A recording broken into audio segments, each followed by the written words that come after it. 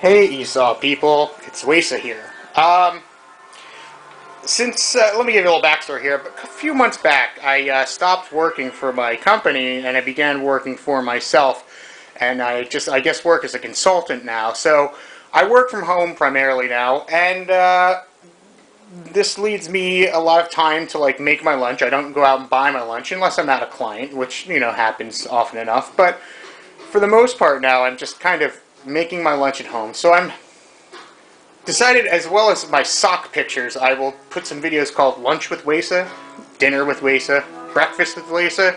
Alright, anyway, so let me start here. Socks.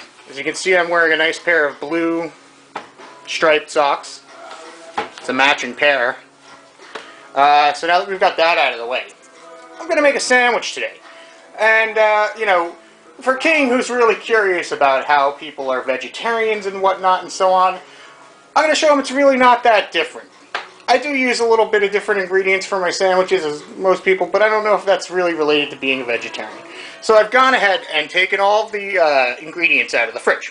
So any sandwich starts with bread, right? This is Ezekiel bread. And, I'm actually an atheist as well. How can I eat shit with Bible quotes on it? I don't really give a fuck.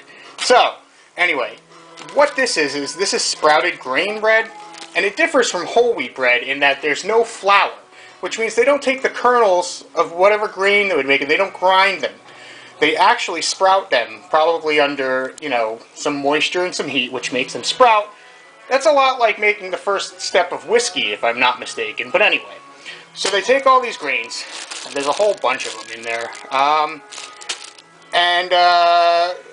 they sprout them, bake them with some yeast, and out comes this, which is supposed to be better for you because it's actual whole grain, no flour, there's no refined carbohydrates in it, and supposedly it doesn't raise your blood sugar.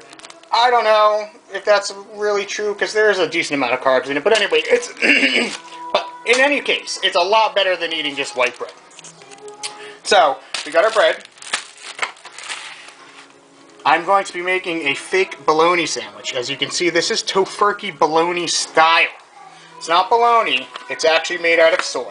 And it's actually not a bad, it's not a bad imitation of bologna. I mean, bologna is pretty disgusting anyway, so it's not too hard to make it. And then we have our regular condiments, Hellmann's mayonnaise, which I insist on. And I know that mayonnaise probably isn't the most healthy thing, but, I'm willing to indulge. The other thing, some Dijon mustard. I'd really, really prefer some nice golden mustard, but we don't have any, so it's going to be Dijon. Cheese. I think this is just some Munster. A bologna sandwich really should have American cheese, but we don't have American either, so I'm just going to make it with Munster. And lettuce and tomato. So, let's see if I can find a way that I can make this sandwich and let you see it and it doesn't give away my identity. So hold on. That'll probably work.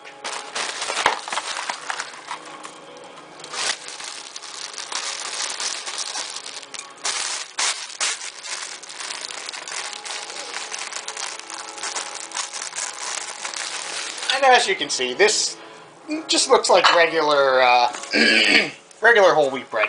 It's a little bit grainier. It's not as not as refined, but it tastes just like bread. So you're gonna taste it. If you try to go from white bread to this, you're gonna be probably not very happy. So if you wanted to go to whole grains, maybe go to white, then to regular whole wheat, then to this, so that you can kind of adjust to it. The other thing about this that I'm not really that fond of, one of the grains they put in it is millet. Now, millet, if you've ever had a parakeet or a bird, you see that shit that they put in the cage that the birds eat? It's like little balls. That's millet. And it's actually in this bread. And it, for some reason, doesn't sprout very well, so you end up getting millet in there.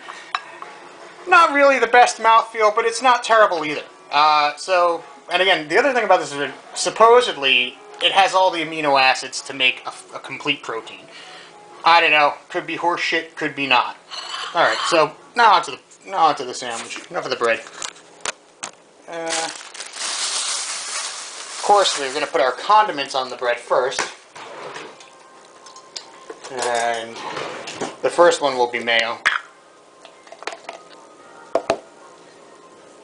And I like a really, really good dollop of mayo. Don't be cheap with that shit. I mean, sure it's unhealthy, but so is breathing. We'll go ahead. Throw some good healthy dose of the mayo on there. And then, what we'll do, put on some of the Dijon mustard. Gotta shake this shit because you don't want that nasty liquid to come flying out of it that it does with mustard. Thing that I find is, you only put it on one side. Just one side, because you don't want to really overpower the damn sandwich with mustard.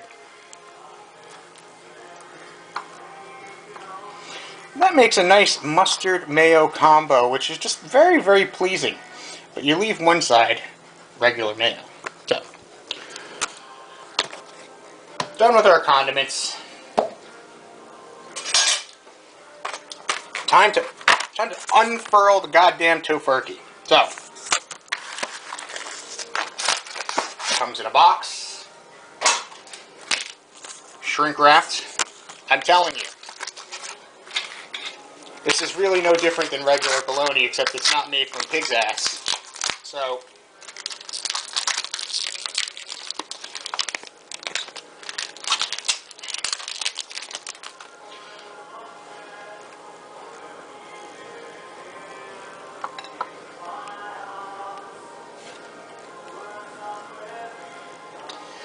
just about 3 slices of bologna.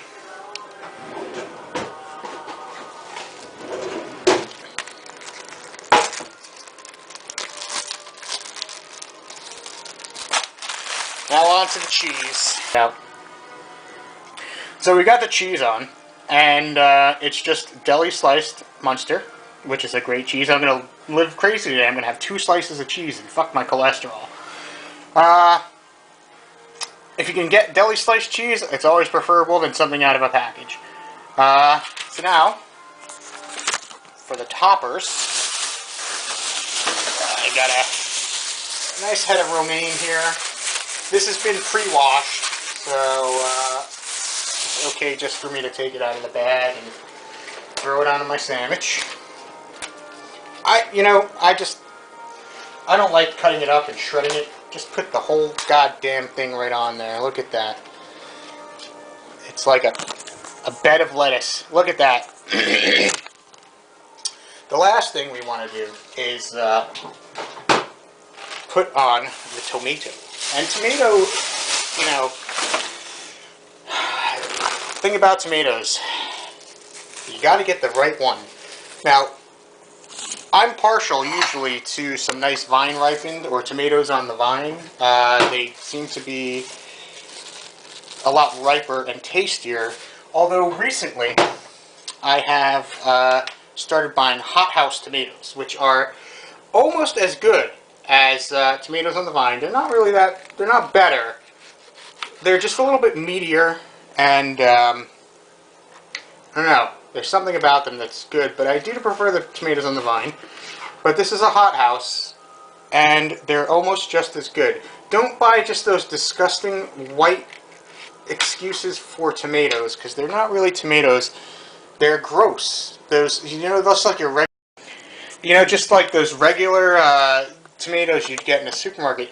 They're gross. They're not tomatoes. They're I can't even explain it. So either go for hothouse or go for tomatoes on the vine. So now, you see, our sandwiches really come together. We got our meat, our cheese, our lettuce and tomato, and the condiments all on there. And the last thing to do is, of course, cut the sandwich. Diagonal, never in half. Jesus.